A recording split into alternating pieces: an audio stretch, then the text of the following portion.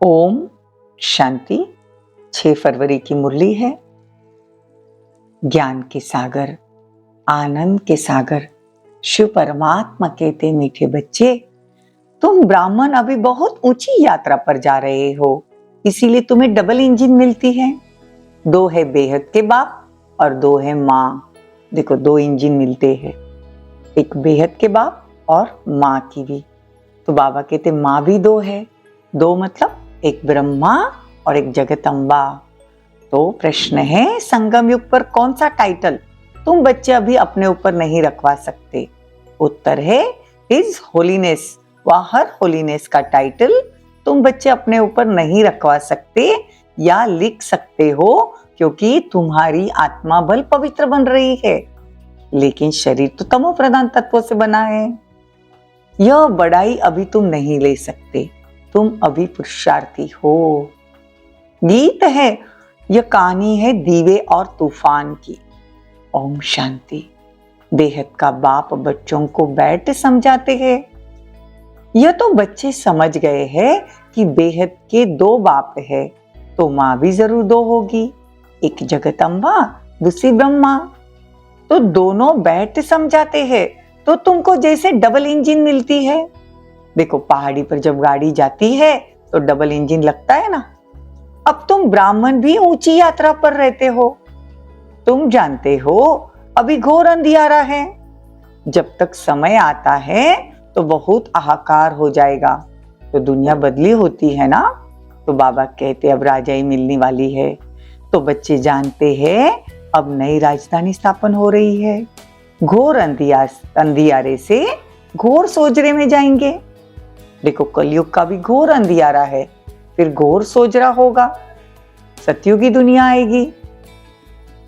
तो बच्चों को सर्विस करने का बाबा इशारा देते हैं।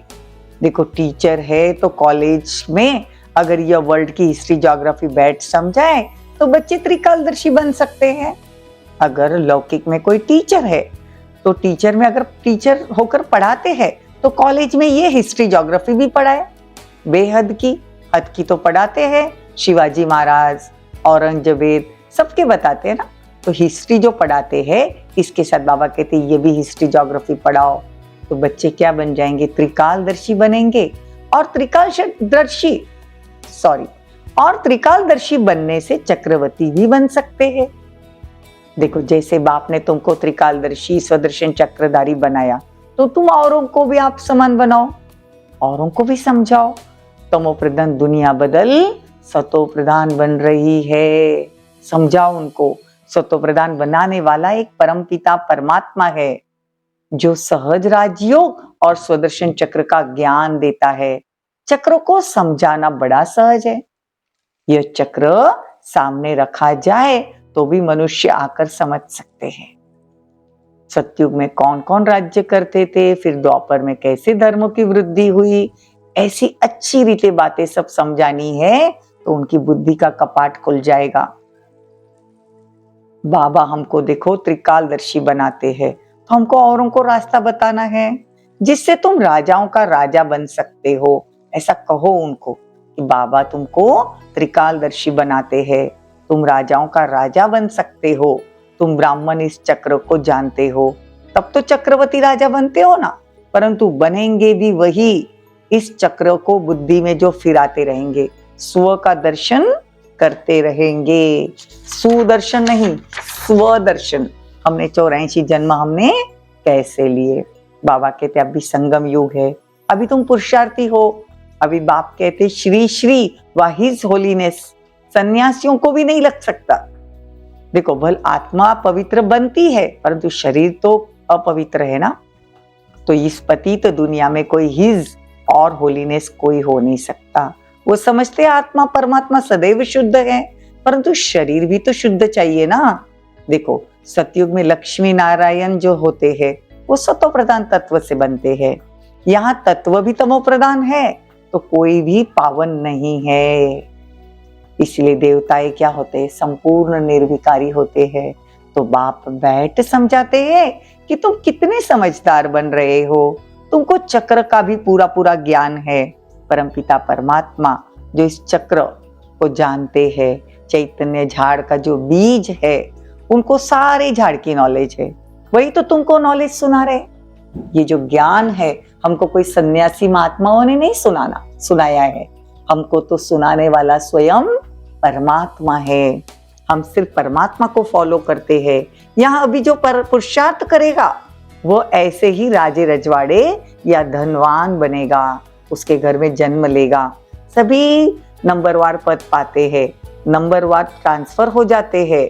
यह भी दिखाया हुआ है, जहां जीत है वहां जन्म है। अभी इन बातों को उठाया नहीं जाता, आगे चलकर तुमको रोशनी मिलेगी।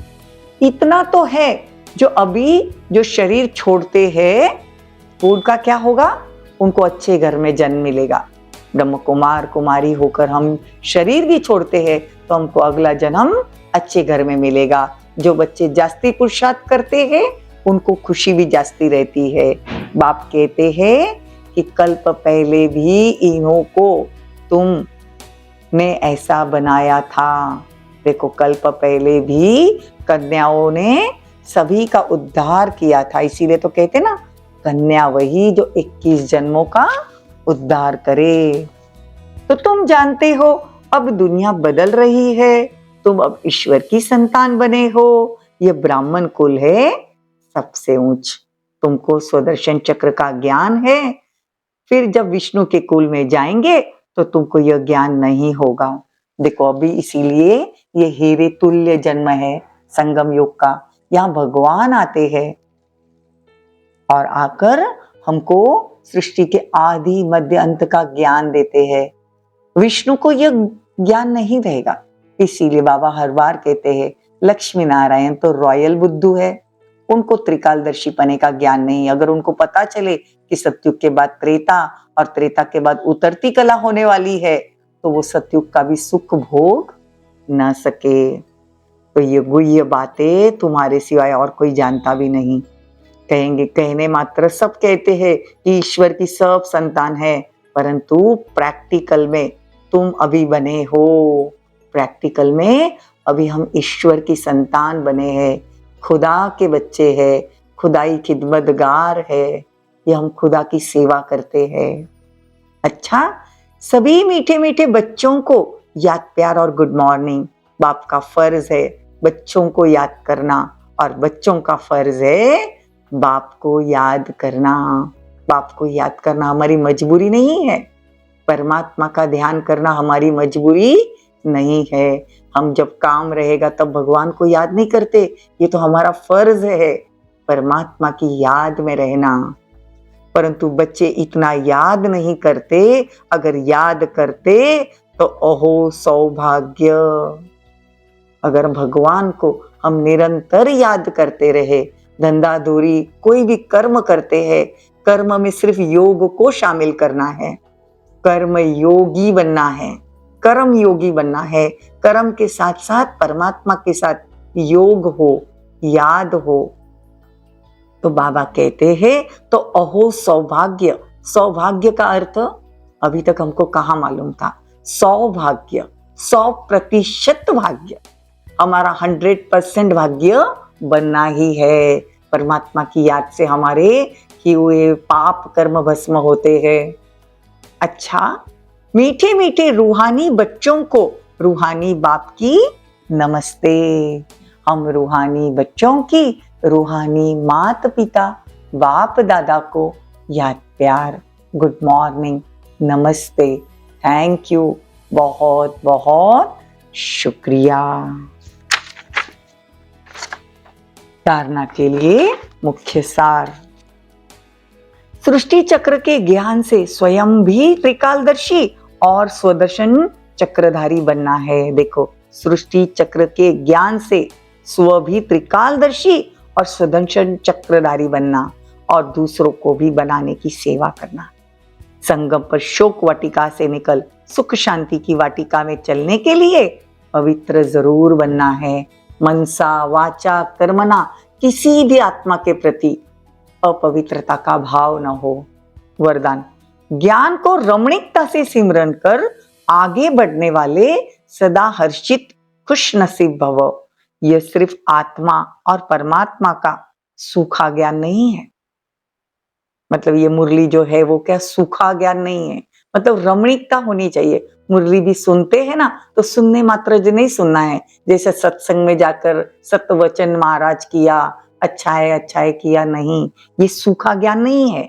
ये आत्मा और परमात्मा का मिलन है, बहुत रमणीक ज्ञान है। सिर्फ रोज अपना नया नया टाइटल याद रखो कि मैं आत्मा तो हूं, लेकिन कौन सी? कभी आर्टिस्ट की आत्मा हूं, कभी बिजनेसमैन की आत्मा हूं, कभी जॉब करने वाली आत्मा हूं, कभी मैं मास्टर सर्वशक्तिवान हूं, कभी मैं विश्व कल्याणकारी हूं। ऐसे रमणीकता से आगे बढ़ते रहो। जैसे बाप भी रमणीक है, देखो कभी धोबी बन जाता है, कभी विश्व रचयिता है, कभी ओबीडियंट सर्वेंट है। तो जैसा बाप वैसे बच्चे, बाप भी बहुरूपी है तो बच्चे भी बहुरूपी है।